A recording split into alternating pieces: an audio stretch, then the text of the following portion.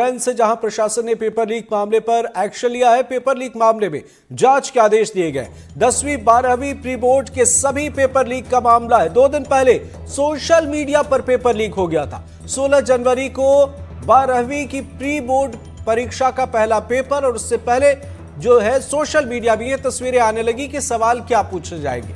17 जनवरी को हिंदी पेपर को लेकर यह लीक की खबर सामने आई। 20 जनवरी को गणित का पेपर लीक हुआ। तो एक एक करके पेपर लीक की खबरें सामने आई। प्रशासन के सामने कई चुनौतियां इस घटना ने खड़ी कर दी। अच्छा है, अभ्यास है बच्चों के लिए। थोड़ा सा शुरुआत की दौर पे वो टेस्ट करें अपने आप को कि कैसा क्या पेपर का पैटर्न होता है। ये विमर्श पोर्टल के माध्यम से संबंधित प्राचार्य को ऑनलाइन ये एक दिन पूर्व में पेपर दिया जाता है और इसमें ऐसी संभावना तो कम है, परंतु आपको पूरे प्रदेश में ये प्रोसेस है। अब इसमें आपने संज्ञान में लाया है कि इस तरह की बात हो रही है कि 1-2 दिन पहले पता चल जाता है, तो इसकी हम वरिष्ठ अधिकारियों को अवगत कराएं। और हमारे सहयोगी उज्जैन से ललित जैन जुड़ गए हमारे साथ। ललित, बताएं क्या है अपडेट? ये 16 तारीख से जब पेपर शुरू हुए तो कुछ छात्र पेपर परीक्षा के बाहर निकले तो मालूम पड़ा कि पेपर तो पहले ही लीक हो गए थे। उसपे उनको लिंक मिली अन्य छात्रों से, और फिर सोशल मीडिया के माध्यम से परीक्षा के 1 दिन 2 दिन पहले ही पेपर सामने आते गए। जो आज पेपर हुआ उससे भी पहले ही वो लीक हो चुका था। ये इंस्टाग्राम और अन्य सोशल साइटों पर ये पेपर उपलब्ध थे। तो ये जानकारी मिली मीडिया को। जब इसमें शिक्षा अधिकारी से बात करी तो उन्होंने बताया कि इस तरीके से पेपर किस तरीके से प्रिंसिपल को दिया जाता है, किस तरीके से उसका प्रोसेस रहता है। तो वो लीक हुए, इस मामले की जांच करवाई है। बिल्कुल ललित, फिलहाल इस मौजूदा वक्त में अगर हम बात करें इस पेपर लीक मामले को लेकर प्रशासन का, विभाग का और जो छात्र हैं उनका क्या कुछ कहना है, वे किस तरीके से देखते हैं? इस मामले चूंकि अभी शाम तक सामने आई है बात, तो अभी तो खाली इन्होंने जांच की बात की है। अभी आगे क्या करते हैं ये तो जांच के बाद ही पता चल पाएगा। तो कहीं ना कहीं अभी इंतजार है, नजर बनाए रखें। लेकिन प्रशासन के सामने एक बड़ी चुनौती 16, 17, 20 एक दिन 2-2 दिन के अंतराल पर पेपर लीक की घटना सामने आ रही है। तो प्रशासन को इस मामले पर गंभीरता दिखाने की जरूरत है। बहुत बहुत शुक्रिया ललित। छिंदवाड़ा जिला अस्पताल में मेडिकल कॉलेज में डीन के औचक निरीक्षण के दौरान गायब मिले कर्मचारियों पर शिकंजा कसना शुरू हो गया है। डीन ने गायब मिले कर्मचारियों को कारण बताओ नोटिस जारी करने के निर्देश दिए हैं। इधर सिविल सर्जन डॉक्टर नरेश गोनारे ने कहा है कि पहले डॉक्टरों और कर्मचारियों को लापरवाही बरतने के निर्देश जो है इसमें लापरवाही पर कार्रवाई करने की बात कही गई थी, लेकिन सुधार नहीं हुआ। उन्होंने कहा कि अगर संतोषजनक स्पष्टीकरण नहीं मिला तो वेतन कटौती की कार्रवाई की जाएगी।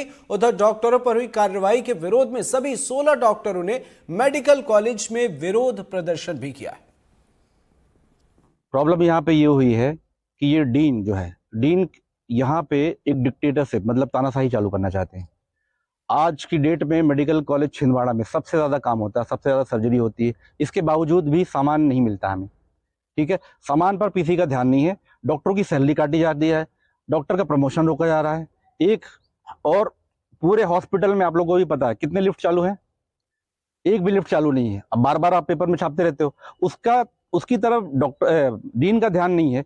उसकी व्यवस्था सुचारू करने पर नहीं लगे हुए, वो डॉक्टर की तनख्वाह काटने में लगे हुए। बावजूद इसके कि डॉक्टर अगर 5 मिनट लेट हो गया तो आपकी तनख्वाह कट जाएगी। अगर आप डॉक्टर पेशाब करने चला गया तो आपकी वहां पे उनको नहीं मिला तो वो अपना क्या कहते हैं उसकी तनख्वाह अब्सेंट लगा दिए। अब्सेंट लगाना मतलब कि सर्विस में ब्रेक लगना है, और एक बार सर्विस में ब्रेक हो गई तो आपका प्रमोशन नहीं हो सकता। कल सुबह 9 बजे के पहले डीन सर ने औचक निरीक्षण किया था। उस समय कुछ डॉक्टर अपने कर्तव्य पे उपस्थित थे और कुछ आने को थे, तो उनके बारे में डीन सर ने कलेक्टर को भी मतलब अवगत कराया है और सिविल सर्जन को अवगत कराया है। तो जो उस समय जो डॉक्टर नहीं उपस्थित हो पाए थे उनकी लिस्ट उन्होंने दी है, तो उनके ऊपर कार्रवाई की जा रही है। सर क्या कार्रवाई की जा रही है? उनको शो कॉज नोटिस दिया गया हुआ है और उसके बाद इनका बायोमेट्रिक अटेंडेंस भी देखा गया है और उसके हिसाब से हम लोग उसके ऊपर कार्रवाई करेंगे। सर कितने चिकित्सक अनुपस्थित थे उस टाइम? लगभग 16 या 17 चिकित्सक जो हैं उस समय नहीं आए थे अपनी ड्यूटी पे। अगर सर जवाब इनका संतोषजनक नहीं रहता है तो फिर क्या कार्रवाई विभाग की तरफ से की जाएगी?